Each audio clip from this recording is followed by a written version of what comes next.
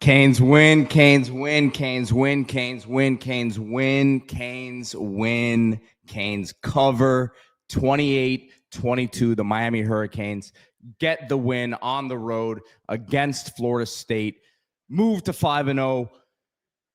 And you, again, like I said, you stay undefeated here. Shout out to Anajar and Levine Accident Attorneys. Dial 1-800-747-FREE, 1-800-747-3733. Take back control of your life with Anajar and Levine Accident Attorneys.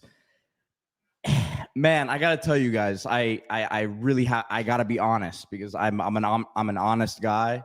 I don't fake this energy. After the game, I shoot you straight. This is not a performative act. It may seem as such, but that's not what it is. I'm a very upfront, honest individual. You can ask the people close to me. You can ask the people who were not close to me at one point, but are now close to me. You can ask the people who were close with me at one point but aren't anymore. I'm a trustworthy individual. I don't fake these emotions.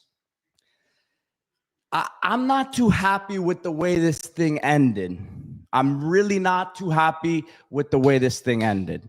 28-22 is not the way that we wanted this thing to finish, considering how Miami had this thing at one point. We talked about constricting. We talked about finishing teams off the way you should. You're up 28-3 in this one. You did not finish this game off the way that you should have finished this game off. I'm not the energy that I would normally bring to this podcast. I got to tell you, for beating Florida State and for winning the Florida Cup, I'm not the happiest man in the world right now. I am happy. I'm very, very happy. I had Miami winning this one 34-16. It felt like more of a 34-16 than a 28-22, but we're nitpicking, right? Miami gets this thing done 5-0. You beat multiple rivals now to start this thing off. So like, let me get some of this negative energy out of the way here. Right. I could be a little bit more juiced up right now. I could be a little bit happier.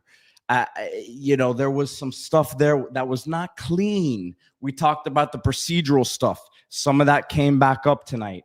Some stuff after the snap. Whether or not it was all warranted in terms of them throwing the flag, we can debate that all we want. But I am not too happy with those things, as I'm sure a lot of you guys aren't. You had a 28-3 lead. You win the game 28-22. So 19 unanswered that you did not finish off some of these drives. I'm here with some buddies watching the game, and we're all telling each other, hey, let's go get 40 on the board. Let's go. You have that lead that you have. Let's go really put it in them. You don't do that. But with all of that being said, I'm not going to flip the script completely here and go on a rant necessarily, but I will say this. There might be a tad bit of venom in this offense. There might be a little bit more of venom when they need to put the foot on the gas. And I tried to do some research. There are zero species of the boa constrictor that are venomous. So like not even one part of the family. We are in South Florida. There's a lot of breeding that goes on. I don't know how ethical a lot of it is in terms of the dog stuff. Are you guys seeing this? A lot of them are not healthy when they breed them. A lot of them are not. And I'm not here to really get on my high horse in terms of that, but let's start breeding some snakes, my brothers and my sisters out there, because the boa constrictor, we might need to start breeding with a little bit of hybrid action there and get a little rattlesnake breeding with the boa constrictor, because Malachi Tony, not the fastest guy in the world. You're not going to run a 4.3, not going to run a 4.4. But guess what? When he's running at you in the open field, Earl Little, you're spinning and you're turning around. When you are going deep, by the way, beautifully thrown ball early in the ball game by Carson Beck that went through his hands. I know Malachi wanted that back, but guess what? They trusted the young buck. They throw it to him deep once again. And Malachi Tony, I'm not gonna necessarily say his name, his nickname, because I know sometimes there's some controversy about it, Baby Jesus, but he had it underneath his eyes there with the black tape. Gabos. A lot of you guys might be wondering, what does Gabos mean? What does Gabos mean? I will tell you right now, and I told you guys 12 years ago. 12 years ago, I tried to tell you guys, what does Gabos mean? Game ain't based on sympathy. And I'm trying to pull up the tweet right now as my internet, I got some people here at the house. I know there's a lot of people connected on the internet right now. So as soon as I get that up, I will bring it to you. But Gabos, game ain't based on sympathy. That is what Malachi Tony had under his eye black. What does that mean? I have no sympathy. You, as Hurricanes fans, have no sympathy. Mario Cristobal, as the head coach of the Miami Hurricanes, have no sympathy on this game of college football, on this game as Miami Hurricanes fans against the rival Florida State. We have no sympathy what happens on that field. We have no sympathy for the program that Mike Norvell has built to this point, Mike Norvell, you know what?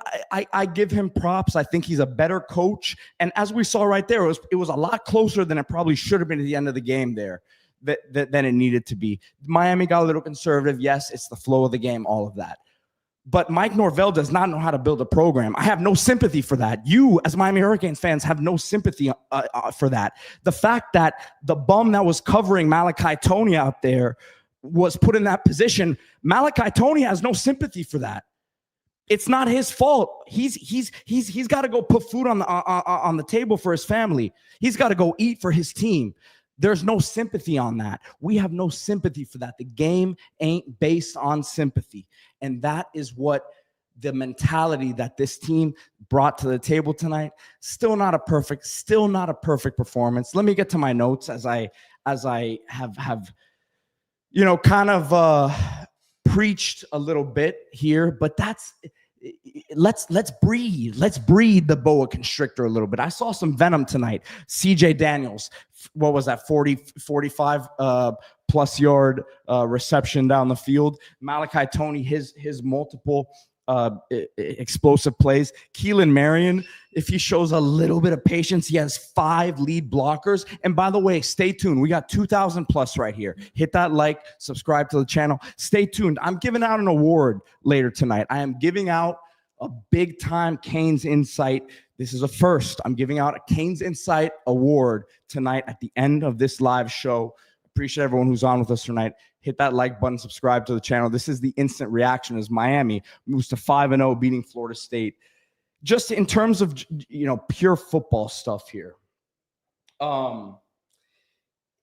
Carson Beck was dialed early on here. I mean, he was 17 for 21 here with 4 touchdowns at some point. One of those incompletions was that deep ball to Malachi Tony. Just really looking effortless with some of these throws. They made it easy for him with a lot of the side-to-side stuff, and give credit to Shannon Dawson there because they were eating them alive with that. I mean, it was very easy there with a lot of the side-to-side stuff. So easy completions there, but when he was throwing the ball downfield, it looked effortless for him. So Beck looked dialed. I think we can put to rest those concerns about his arm, his elbow.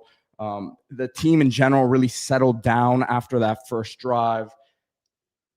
With Beck too, I gotta say that deep ball, it kind of reminds me of the I was telling some people I was watching with that Russell Wilson, what does he call it, the moon ball. He kind of just he throws it straight up in the air and the receivers can run underneath it. So Yeah, man.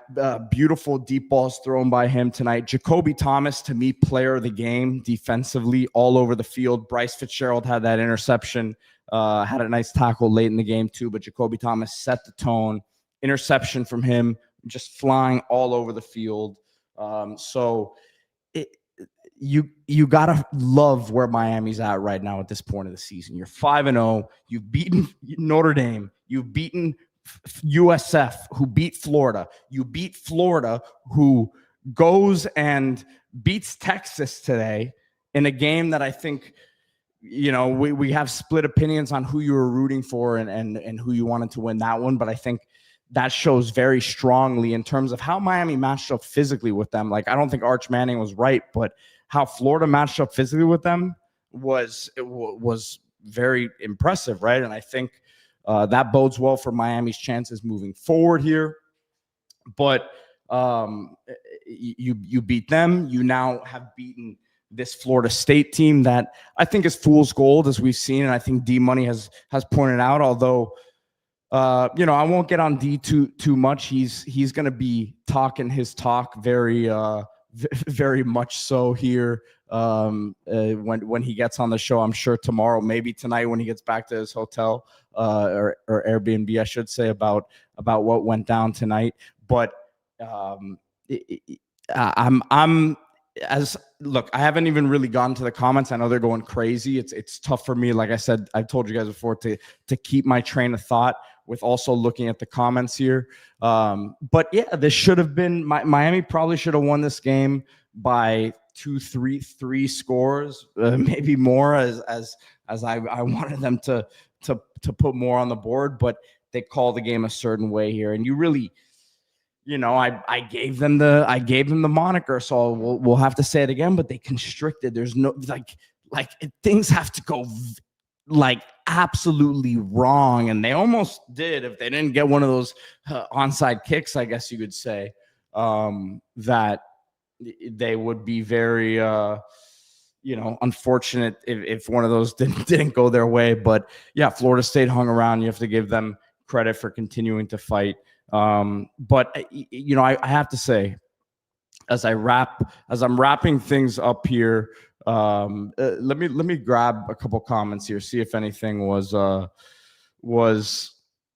sticking out here. Sworn to the Storm saying we dominated that game. I mean, look, we really did. And just let me pull up the team stats here, because that always shows a nice picture, and not always the whole thing, but Miami, I guess, 98 rushing yards, 240 yards passing. I mean, the rushing game was not very prolific. You could definitely say that. It was plodding, but they got the yards when they needed to. A lot of short yardage conversions. Alex Bauman, let's give a shout out to him. Had a couple big chain movers tonight for Miami. Had a big block on I believe it was a 4th down. But he, I think, answered some critics. It wasn't.